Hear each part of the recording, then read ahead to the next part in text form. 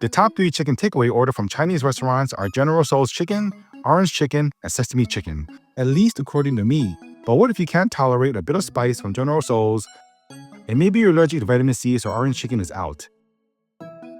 That leaves us with sesame chicken.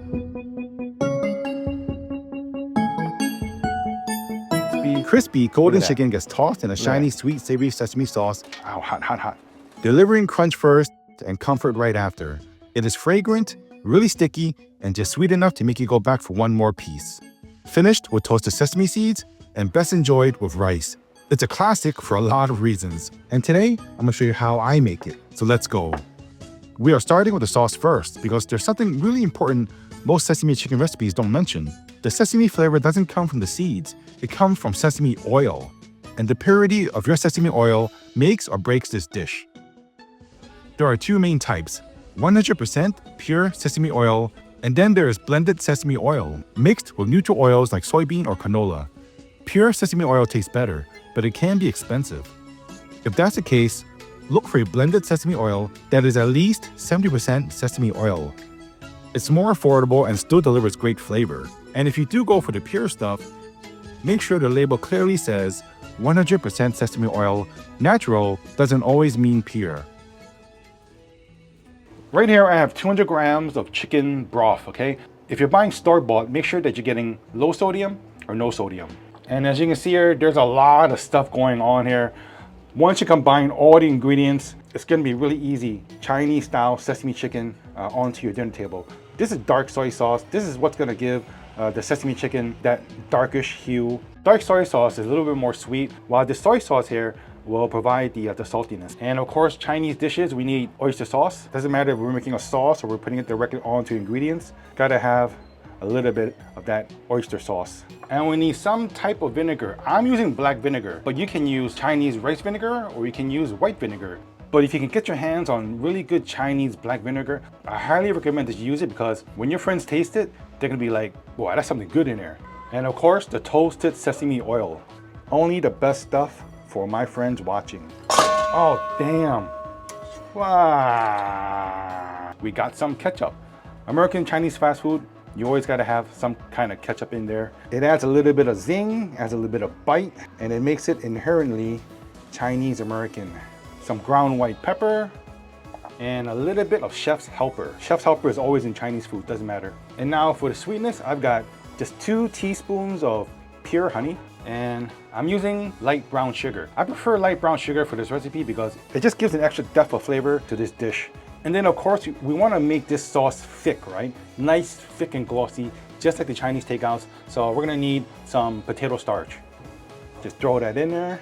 There was definitely a lot of ingredients, right? That's one of the reasons why this dish will taste so good because there's just so much going on. It's like a party in the mouth. All right, now time for the chicken, and I've got the marinated ingredients here. This is 700 grams of chicken thighs, about like 1.5 pounds or so. And we're just gonna cut these chicken about like 1 inch. They all don't have to be the exact same size, but just cut them as close as possible, okay? So this way, all the chickens will cook evenly.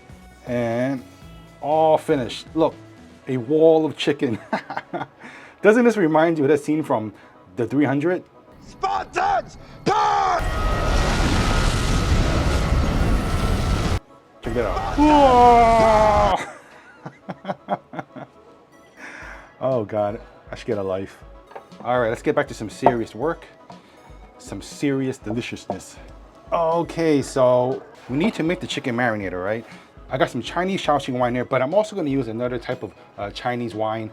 This is Mijiu. Mijiu is a fermented glutinous rice wine. It is very similar to Japanese sake. It is potent stuff and it adds a great punch to this dish. Some ground white pepper. And then this is an egg white from 1 large egg. I just need to whisk this until it gets nice and frothy. And we're just gonna build up some volume. Ah, such an idiot, you know what? I forgot to add 2 tablespoons of soy sauce. I was wondering why is this so light? There it goes, nice and frothy. Now just remove 6 tablespoons of this marinade and set it aside. I'll show you what to do with it later. We drop this into the chicken. And I'm just going to mix this up first with my hand. And then I'm gonna drop in some baking soda. Baking soda is used in Chinese cooking for tenderizing meats. Very common ingredient for Chinese recipes, especially for marinations. All right, I mixed that for about like 20 seconds. Now dropping some table starch. You might have heard of the term velveting. It's what we're doing now. It helps create this barrier around meats, making it soft, tender, and juicier during frying. We're gonna try and just keep mixing. I'm gonna do this for at least 3 minutes, okay? So it's gonna really adhere to the dry batter that we're gonna do later on, okay? All right, so I actually marinated this chicken for about 30 minutes, okay? So we're gonna start putting the batter together. I'm gonna use a combination of flour starch. This is potato starch. Gives like a really nice airy crust to the chicken. If you don't have potato starch, you can use cornstarch. And now we have all-purpose flour. This is gonna give the body the depth for the crust of the chicken. Some salt for taste, and of course some baking soda. The baking soda will make the crust lighter and airier. Okay, so remember that chicken marinade that I had? Well, this is what it's for. It's to make the crust tasty too, okay? It's gonna look kind of wonky at first. Just use a whisk, the big chunks of flour. So what the extra moisture is gonna do is it's gonna help build flavor bomb. There's a little bit of like extra crispy crust with some flavors of the marinade. It's gonna sort of look like cornmeal, and that's totally fine. All right, since my hands are dirty already, might as well start adding some of the chicken in. Just add a little bit, like a handful at a time. You don't wanna definitely rush this part. Get in there and just squeeze a piece of the chicken a bit. All right, so here you go. All the chicken ready for the fry bath. In this wok, I have a liter of oil heating up to 350 degrees Fahrenheit, but I don't have a cooking thermometer. But this is what I use. So what I'm gonna use is a very advanced instrument. This instrument was designed by Chinese engineers for NASA. And when this oil hits about 350 degrees Fahrenheit, it's gonna bubble. All right, see? It immediately fizzes out, so okay, this oil is ready, but hey, you know what? I'm gonna give it like another minute because I know that once I drop in this chicken, the temperature is gonna drop instantly. Do not fry all this chicken all at once, okay? Fry just half of it. Because if you drop all of this inside that pot of oil, the temperature is gonna go down too quick and your chicken is not going to be crispy. All right, oil should be plenty hot now.